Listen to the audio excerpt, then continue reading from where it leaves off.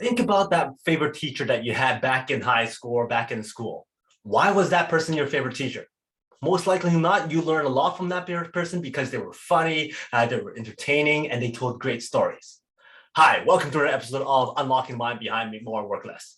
My name is Fong. I'm an entrepreneur, business strategist, real estate investor, speaker, and also a best-selling author. And every single day, I help others unlock the potentials and guide them to succeed. Today on Unlocking Mind, we talk about another cognitive bias. And the reason why I have this show is so that we can better understand how our minds work, make better decisions, build strong relationships, and of course, avoid certain cognitive traps. So for today's Unlocking the Mind, we're going to be talking about the humor effect. So what exactly is that? Well, that is that we as people tend to remember the information much better when it's perceived to be funny or humorous or entertaining. And that's where stories really, really sell. That's why you watch commercials and go, oh, I remember the commercial. I'm going to go buy that item because it was so funny. And that's why marketing and that's why branding and all kinds of stuff uses great storytelling skills, and especially when it's funny stories, they get to sell better, they get to retain information better, they get to connect with the audience better because it creates that feeling inside the audience, thinking, oh wow, that was entertaining, it was funny, I'm going to remember that product, I'm going to remember that ad, I'm going to remember that commercial.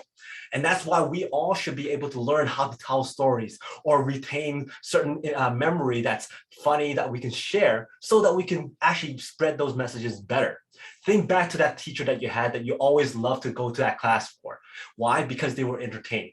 Because they were able to take certain concepts, certain things they're trying to teach you and explain it in a way that's humorous or entertaining so that you will actually remember.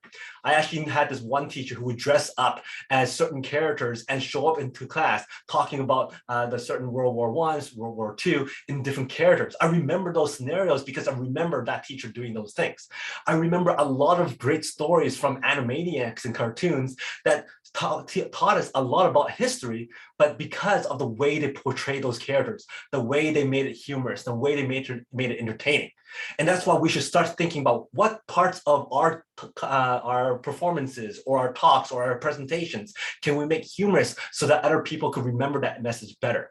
I've always had this one segment in my presentations or my speeches where I'm talking about asking for that second opinion. Now, I could tell you, you know what? You need to ask for second opinions because once you get a second opinion, you might be able to bounce those ideas. You might be able to kind of debate whether or not that decision is good or not, or at least get a second pair of eyes on it and then stop at that. Or I could tell you a story. And the recent story I've been telling lots of people is this story. Back in a few years, I was going outside to grab mail all the time at night. And every time I walked to the mailbox, I had this eerie feeling that there was somebody watching me. Now, I couldn't understand why I had that feeling. So sometimes I just kind of perched out and go, oh, there's somebody in there in that window, a few houses down. But I didn't want to stare. So I kept on going, okay, I'll mind my own business, get my mail, grab my mail and go home. But that every single time I go back out, no matter what time of night it was, I could still feel that eerie feeling that somebody's watching me. And every time I looked up, there was somebody there. That person might be wearing green, might be wearing red, might be wearing black, whatever it is, there's this shadow in the corner of the window watching me. And I just don't understand why.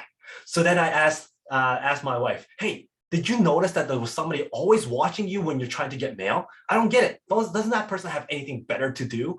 And she goes, no, that can't be. I'm like, sure. No, trust me. There's somebody in that window all the time watching us get mail. Watch, we're going to go by right now. And then he's going to be right there right now. So then at night, I drove by and go, hey, I could see them there. They're wearing black today, right at the corner. And she goes, it's a live cutout of a person. I'm like, really? So I stopped, stared at it, and sure enough, it was a live cutout wearing a sweater. And what happened was that neighbor actually swaps out different sweaters on that live cutout so that it could be festive, so that it could be a different look. I'm like, it's always been a live cutout. And that's why getting that second opinion is more effective and very, very important because you never know what the other person's going to see.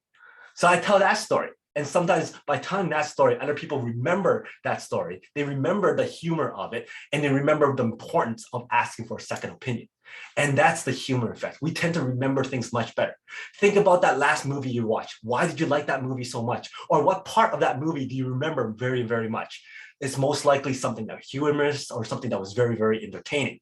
So that is the humor effect. So I recommend that if you want to deliver a message, find something humorous in that message.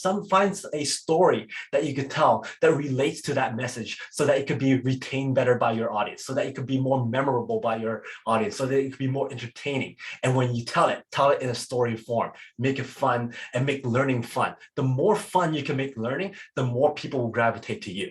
So that is the humor effect. Hopefully you enjoyed this episode. And if you did, please go back and watch some of my other episodes on Unlocking Mind. And of course, if you like Unlocking Mind, we have a lot of other shows. The Peak Potential Success Show, the Master Mind Bites, and the Make More Mind Bites that's up every single week. Thank you very much for your support, your likes, your subscriptions, and your comments. I love seeing those comments. And until next time, today is the day to lock your peak potential. I'll see you later.